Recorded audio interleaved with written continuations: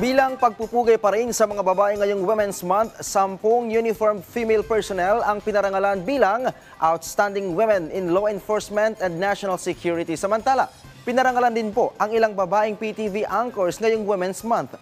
Si Noel Talakay sa detalye.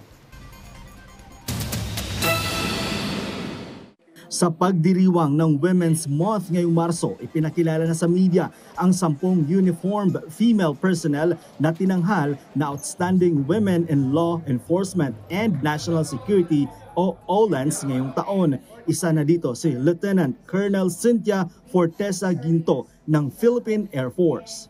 Us women in the military can make a difference and we can stand out through our simple acts in serving the communities. Anya, nais niyang maging inspirasyon sa mga kabataan na magsilbi sa bayan sa kahit anong paraan o propesyon. Mula pa sa iba't ibang bahagi ng Pilipinas ang 10 uniformed personnel na kababaihan na binigyan ng pagkilala.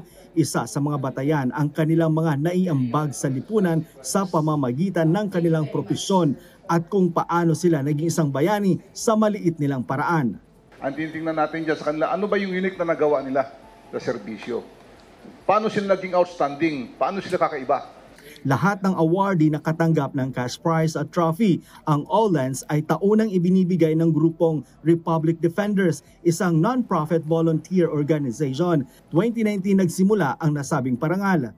We would like to share our thoughts to government, giving our opinions, our perspectives on what government is doing, and this can be in a form of a critique or a form of something that could help them. Samantala, recipient naman ang ilang matitikas na babaeng news anchor ng PTV4 sa Babae Ka Awards ng Gawad Pilipino bilang Outstanding Filipino sa larangan ng journalism.